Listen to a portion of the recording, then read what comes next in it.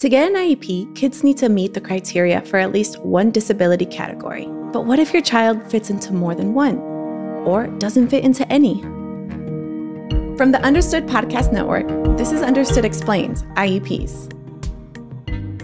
In this episode, we're going over the disability categories that schools use when deciding if a child qualifies for special education.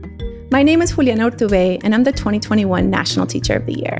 I'm also an expert in special education for multilingual learners, and I'm your host for this season of Understood Explains, which is available in English y en español. Okay, let's get started. Why do IEPs have disability categories? So before we look at the specific categories, I want to explain why schools use them. The key word here is eligibility. Your child can't get an IEP, an individualized education program, unless they meet the criteria for at least one disability category. This requirement comes from the Individuals with Disabilities Education Act, or IDEA. This law has 13 disability categories. And as a parent, you'll encounter these categories when you go to your child's eligibility determination meeting. The team will run through the categories and say if your child qualifies for any of them. You may hear the term disability classification, and for many families, this is a very emotional part of the meeting. It can be hard to hear that your child has a disability. You can always ask for a short break to collect your thoughts. We're going to go over each of the categories in a minute, but before we do that, there are a few big picture things I want you to know about them. First, IDEA has 13 disability categories, but that doesn't mean it only covers 13 disabilities. The categories cover such a broad range that even the rarest condition could fit in somewhere. Second, having these categories helps weed out kids who are struggling for reasons other than a disability, like missing a lot of school or having trouble learning English as an additional language. There are other ways to support these students, but to get an IEP, kids need to have a disability. The next big thing I want to mention is that some disability categories may come with more funding than other categories. But your child's disability category cannot be used to limit your child's services. Disability categories are gateways to special education, and your child just needs to fit through one of these gates to get access to whatever kind of specially designed instruction or services they need. What are the 13 disability categories in IDEA? I'm going to start with the four most common categories. And to help you understand how common they are, I want you to picture a pie that represents the millions of school-age kids with IEPs. And by far, the biggest slice of this pie is kids who have specific learning disabilities, or SLDs. About a third of kids with IEPs qualify for special education because they have a learning disability. And some common examples include dyslexia, which some schools may call a reading disorder or a specific learning disability in reading.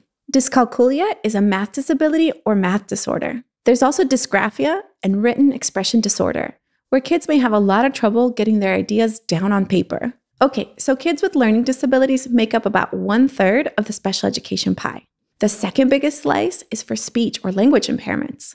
Nearly 1/5 of kids with IEPs are in this category. This group also covers language disorders, which can make it hard to do things like learn new words or grammar rules, or understand what people say. But I want to mention that language disorders can also fall under the learning disabilities category. So if your child has a language disorder, choosing the category can be a bit of a toss-up. Okay, so the special education pie that we're slicing up, it's already half full. And that's just with kids in 2 of the 13 categories, specific learning disabilities and speech or language impairments. Now, the third biggest slice is called other health impairments, or OHI, and it covers about 1 in 6 kids with IEPs. And this is a really important category for neurodivergent families because it includes a lot of kids who struggle with attention. IDEA lists a bunch of examples that fit in the OHI category, including ADD and ADHD. It also mentions asthma, diabetes, epilepsy, lead poisoning, and sickle cell anemia. And these are just some of the examples that are mentioned in the law. So OHI is a really broad category. Okay, moving on to the fourth biggest slice of the pie, and it's autism, which covers about 12% of kids with IEPs. This means about 1 in 8 or 9 kids with IEPs qualify for special education because they're autistic. Now, I want to pause here for a moment and point out that these 4 disability categories Learning disabilities, speech or language impairments, OHI, and autism, they make up about 80% of the pie. So what about the rest of the 13 categories? Well, there's intellectual disabilities, which is a pretty small slice at 6% of the pie. So that's about 1 in 16 kids with IEPs. And some examples that might fit in this category are Down syndrome and fetal alcohol syndrome. Then there's emotional disturbance, which is a bit smaller of a slice, at 5% of the pie, or 1 in 20 kids with IEPs. And it covers things like anxiety and depression. And then there are 7 other categories that are all tiny little slivers of the pie. There's orthopedic impairment, there's visual impairment, which includes blindness, there's hearing impairment, which includes deafness, and then there's deaf blindness, which gets its own category. There's also traumatic brain injury, and there's multiple disabilities, which, by the way, isn't a category you'd use if you have, say, ADHD and dyslexia. Multiple disabilities is more likely to be used for something like intellectual disability and blindness, or any other combination that's likely to require a highly specialized approach. And last but not least is developmental delays, which is the only category in IDEA that comes with an age limit. And I'm going to say more about this in a minute. But for now, I want to remind you that not everyone with a disability qualifies for an IEP. The disability needs to impact your education enough to require specially designed instruction. So here's an example. Let's say you have ADHD. Do you need specially designed instruction on things like how to get organized and stay on task? Or do you just need some classroom accommodations, like sitting near the teacher and away from distracting windows or hallways? If you don't need specialized instruction, the school will say you don't qualify for an IEP, but you can get a 504 plan. If you want to learn more about how kids qualify for IEPs, check out the previous episode. And if you want to learn about the difference between IEPs and 504s, go back and listen to episode 2. Are disability categories the same in every state? The short answer is no. Disability classification can happen a bit differently from state to state. Some of these differences are pretty minor. For example, some states use the phrase disability category and other states use the term exceptionality. And some states have more than 13 categories because they do things like split speech or language impairment into 2 categories. Another difference is in how states handle developmental delays. States are not allowed to use this category after age 9, but some states have earlier cutoff dates. So for example, I used to live in Nevada, where kids could be classified as having a developmental delay up through age 5. And after they turned 6, it was my team's job to determine if any other disability categories would fit their needs. Most often, these students would switch to specific learning disabilities. But in Arizona, which is where I live now, kids can keep receiving services under the category of developmental delay up until their 10th birthday. There's another big difference I want to mention, and it involves the way states classify kids with specific learning disabilities. Some states still evaluate kids for learning disabilities using what's called the discrepancy model. This is where you compare a child's IQ or intellectual ability to their academic achievement. So an example of a discrepancy would be a 5th grader whose IQ falls in the average range but is only reading at a 2nd grade level. But some states don't let schools use a discrepancy model, and that's because there can be cultural biases and other problems with IQ testing, including testing kids who speak a language other than English at home.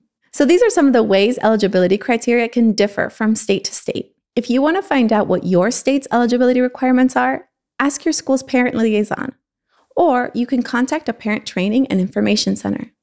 These centers are free resources for families, and every state has at least one of them. I'll put a link in the show notes to help you find one that's closest to you. Can my child's IEP include more than one disability? Yes.